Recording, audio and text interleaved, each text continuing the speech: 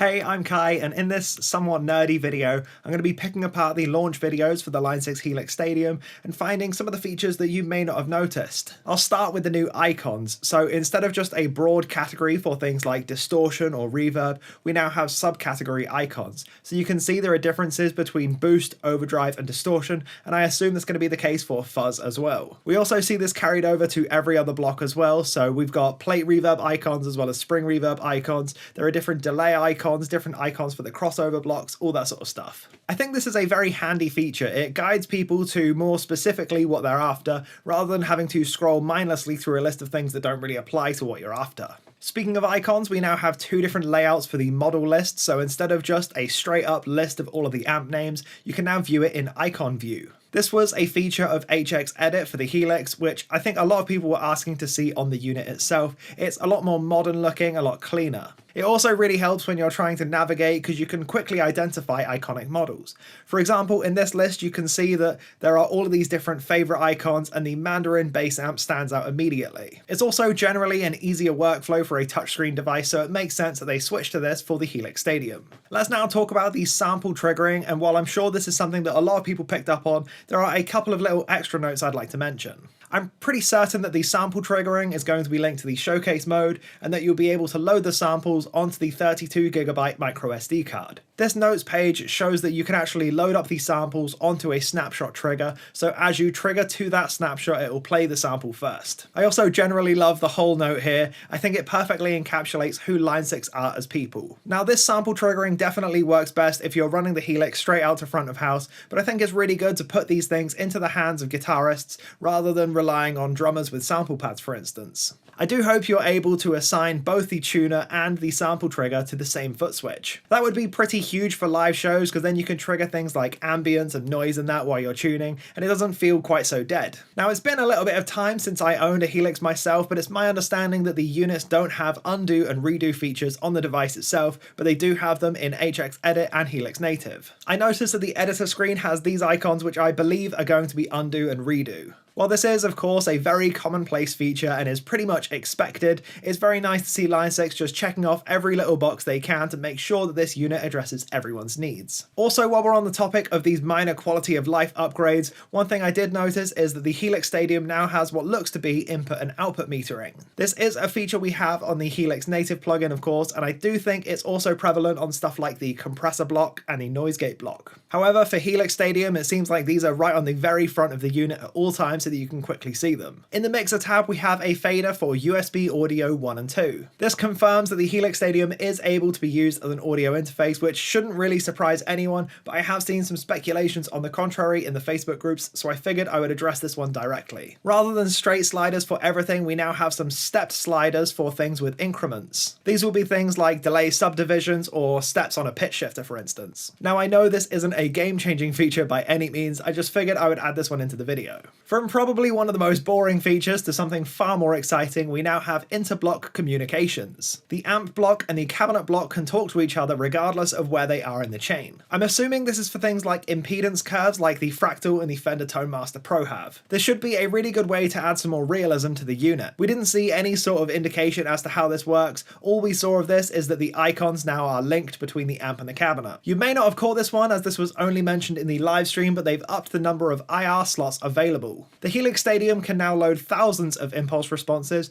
which you're able to folder and subfolder and basically categorize them however you'd like. You can also use the new search feature for this, which I think is going to be absolutely clutch. Also, in the live stream event, the number of blocks available was revealed. You have 4 separate signal chains all running in stereo, and each can run up to 12 blocks. From the looks of it, this does mean that we won't be getting stuff like dual parallel, where you can run 3 different effects in parallel. It seems like they've kept the signal chain pretty familiar to any Helix user, so other than beefing up the DSP and adding the separate parallel paths, it's not really going to be that much of a difference really. This next one is something that I may need a little bit of help to decipher. I believe this to be some sort of quick build kind of feature like the Fractal has, where you can quickly access blocks and just drag and drop them straight onto your signal chain. This is a nice sort of navigation thing that just means you don't have to spend a bunch of time scrolling through different submenus. Spotted in the mixer tab, the Helix Stadium now has a metronome. This is a massively highly requested feature for sure. I think when I owned the Helix, I was using a freeze block as well as the square wave tremolo, and it did kind of make a metronome sound, but it was just so much work and so convoluted to set up. It was a very clunky solution, so I'm very glad to see them adding a dedicated metronome. Omitting the search feature from the regular Helix floor made a lot of sense, because without a touchscreen, it's just completely laborious to even bother trying to search for anything, and it's much faster to just scroll through the blocks instead. Now that the Helix Stadium has a touchscreen though, you can use the on-screen keyboard to search through any of the menus. I did catch one cool thing about the search feature in the Stadium, and it's that the blocks all contain metadata tags. This means that you're able to search up what the blocks are based on. So for instance, I could search up Marshall and it would actually bring up the JTM 800 model, the JTM 45, as well as the Super Lead. You can actually see now on the main amp screen windows that it tells you what the amps are based on when you're in the preset. This means that you don't have to navigate to Helix Help to figure out what everything is based on. We got a super quick 3-second glimpse at the main menu for the Helix Stadium. This doesn't tell us a ton of things, but there are a few little bits to note here. Firstly, you will be able to sign into your Line 6 account through the device itself over Wi-Fi. I'm guessing this is for things like updates, but perhaps we'll get cloud sharing presets here as well. You're able to lock the touchscreen panel from this view as well, which is something that I imagine a lot of people were concerned about, because touchscreens can be finicky. I'm not entirely sure what the Line 6 concierge means in this scenario, but it seems to be some sort of education thing.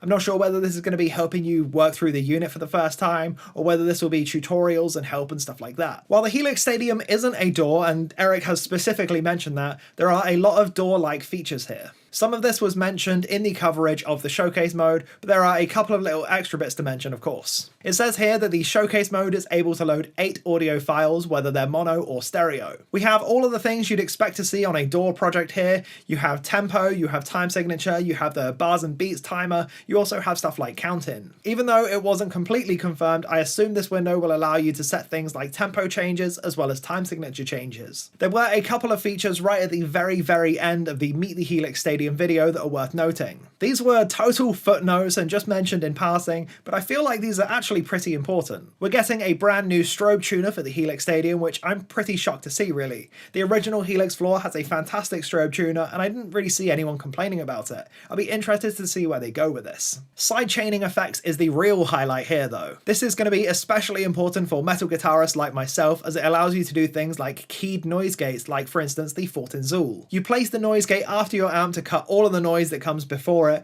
but you also key it using the DI signal from your guitar so that it knows when to trigger. This is just the common metal way of keeping a noise gate super tight. The most important thing that I noticed was that not only did we have a clock, but someone at Line 6 was working very late through the night to make this happen. Thank you for checking out this video. I hope you enjoyed this somewhat rambly closer look at the Helix Stadium and the Helix Stadium XL. Let me know in the comment section down below which of these features you are most excited about. Also, if you feel like helping me on the road to getting my own Helix Stadium, checking out my Tom and affiliate link in the description box will go a long way. That is all I've got for this video, so until next time, I've been Kai.